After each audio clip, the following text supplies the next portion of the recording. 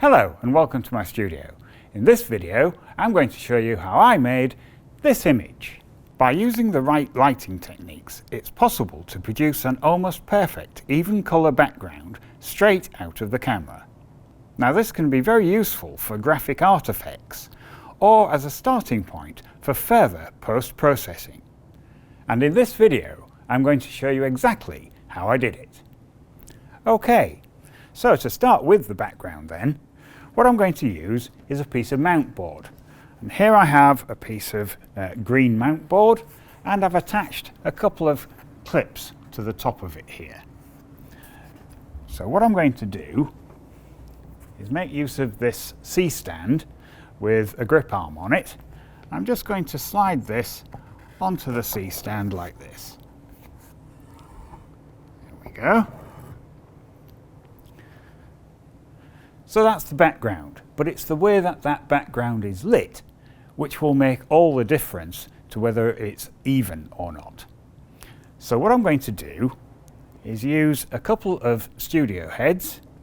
These are Profoto B1x's, which are battery powered, 500 joules, and I'm just going to start by placing them either side of the background like this.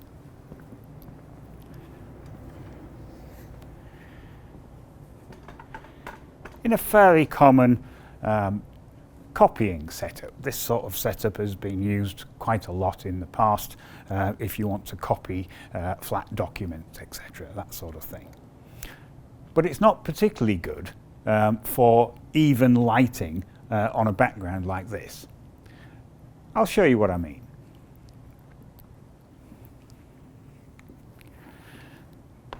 So to capture the images, what I'm going to use is this full-frame digital SLR with 24-70 zoom lens on the front and a flash sync trigger on the top.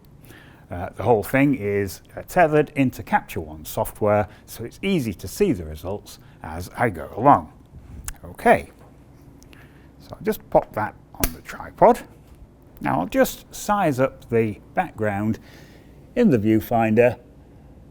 So looking through the viewfinder, what I'll do is just zoom that in all the way to the 70mm end, so I'm filling the frame with the background. Okay, I'm not that bothered about the focus point right now. What I'm trying to do is just get the camera set up so I can capture the whole of the background in one shot. Okay, so with that now done, what I'm going to do is turn the camera on, like this. And you can see that the software has recognized the camera, and these are the settings that's on the camera at the moment. So it's in full manual mode. The shutter speed is 1/250th of a second, which is the flash sync speed for that camera, ISO 100, and I've set the aperture at f8. So what I'm going to do next is just do a quick test just to make sure that I'm not getting any contamination from the house lights. So I'll just grab an image with no flash and I get no picture, which is exactly what I want. Okay, so with that done, what I can do now is I'll turn the flash sync trigger on, like so, and from here I can turn the heads on, like that. Okay, so now with those on, just set at an arbitrary energy level, I will just grab an image. Okay, and this is just the sort of thing that I expected to see. You've got a hot spot at this side and a hot spot at this side, and it's a bit dull in the middle. Now this is down to the placement of these lights. What you need to do is just move these so that they are one, equidistant. You need them both exactly the same distance away, but you need to make sure that they are far enough away so that by using the inverse square law, you're going to end up with more even coverage across the whole of the background there. So I'm just going to move that to around here somewhere, and I'll move the other one bit further away on the other side. Something like that. And I'll just make sure that they're both pointing vaguely at the centre of the piece of card. Something like that. There will be some fine-tuning involved, but you'll get the idea as we go along. So if I now grab another image, and what you can see from this is that two things have happened. One, the whole image has become a lot more even, but also, because of the inverse square law, I've moved the lights further away, therefore the whole thing has become quite a bit dimmer. Now the exact shade of green doesn't really matter for this particular application, and I'm not really that bothered. But I do think it needs to be a little brighter than that. So I'm just going to add one stop of energy to those lights. Like that. And we'll just grab that again. So that's lightened it up somewhat, and it's still very even across the width of the image there. Okay, so now we have an even background. So the next thing would be the subject. So for that, what I'm going to use is this rose, which I've attached to this retort stand with a clamp. I find this a much better way than actually trying to use some form of vase because it's much more stable and much more adjustable. So if I just place that in there, something like that, and I'll just have a look through the viewfinder and see where that is. Okay, yeah, that doesn't seem to be too bad. That's in about the right position, I think. And the focus point doesn't look too bad either. So with that in position, what I'll do now is just grab an image just to see what we get. Okay, so this is looking a bit weird and wonderful. You've got the background as we had before, but the lights that are illuminating the background have also caught the subject and given quite a weird lighting effect. So we need to basically just flag off these lights so that they don't affect the subject.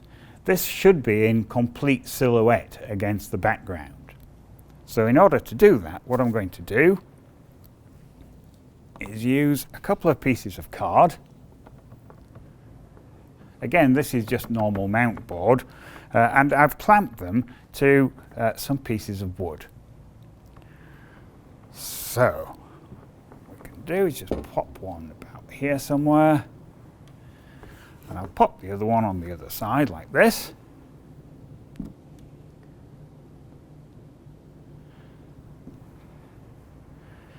And the position of these should be set so from the subject's point of view it's not possible to see the lights. So if I just have a look in this direction, I can see that I can't see that light because this card's in the way, and the same for the other way as well. So with those in place, I'll capture another image. There, and that's exactly what I want. The subject is silhouetted against the even colour of the background. Okay, so building up the picture one stage at a time, really. So the next thing to do will be just to light the subject itself. And for that, what I'm going to do is make use of this Profoto D2 Studio head with a 2 foot by 2 foot softbox on it. And what I'm going to do with this is place it above the camera about here somewhere. There we are. So with that now in position, I can now turn this one on. The D2 is a 1000 joule studio head, so it has quite a lot of energy. Again, it's just set to an arbitrary energy level at the moment. There we go. So we'll just capture an image and just see what we get. There we are. And yes, we've captured that. It's probably a little overexposed. What I might do is just take that down by a stop and see how we go. So I'll just take one stop of energy out to start with, and I'll grab that again. Yes, that's better. I think it's probably still over a little bit. I'm just going to take another stop off. There we are, that's done it. Excellent. So now we have a properly exposed subject against a very even background. So there you go. As far as capturing the image is concerned, that's it. So straight out of the camera, we're getting a very reasonable result. But by taking it into Photoshop and doing some further post-production on it, it's possible to enhance that image and generally just make it a little bit better. So that's what I'm going to do now. Okay, so here we are in Photoshop, and I've loaded up the image that I captured earlier. So the first thing I'm going to do is just make a duplicate file so I can edit that one and leave the camera original alone. So I'm just going to go onto the background layer here and right-click the mouse, come down to duplicate layer, and ask for a new document, which I'm going to call Rose. Okay, there we go. So now I can dispense with the camera original and just use the file that I've just created. Okay. So again, I'm just going to use a duplicate layer, this time within this document, just so I can show the changes that I make as I go along. So as we said earlier, this is exactly how it's captured out of the camera. So I've got this very even green background, but there are a few tricks that you can use within Photoshop to enhance that, or change it completely if you want. So the first of those is to make a selection. So what I'm going to do is go up here to the select command, come down to color range, and now I'm going to just sample the background here, and then using the plus command here, which will add to that sample, I'll just move around the image, move around the background until I've sampled all of it, like that.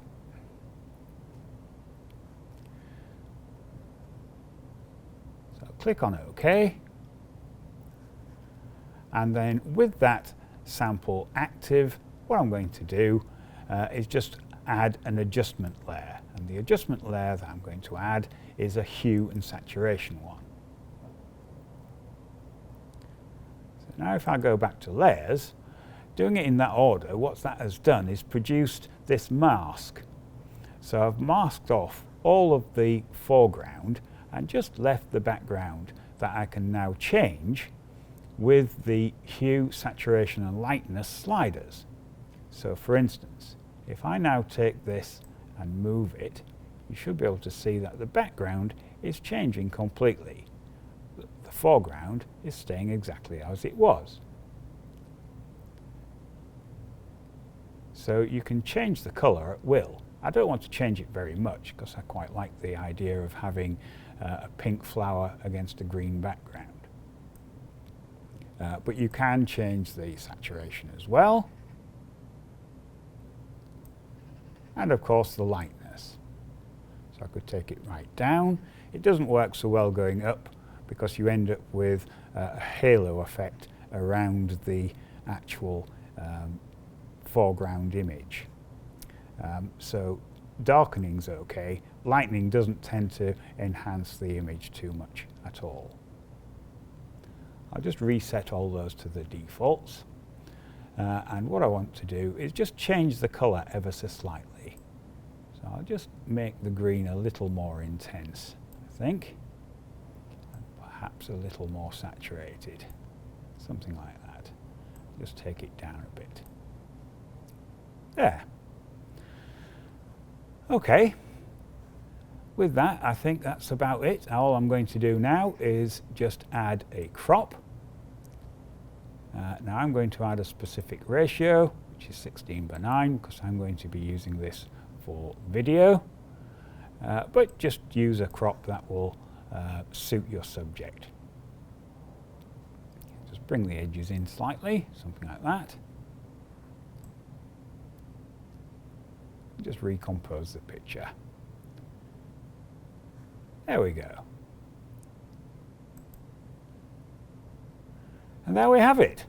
So virtually straight out of the camera, we've got a very graphic result, which has worked extremely well, I think. And the evenness of the background lends this sort of image to all sorts of overprinting, etc. But all in all, a very pleasing result. Okay, well, I hope you like watching how I've created that image. And if you like watching these sort of things, do click on the other images as they appear, and don't forget to subscribe. Oh, and click the like button. Thank you very much for watching.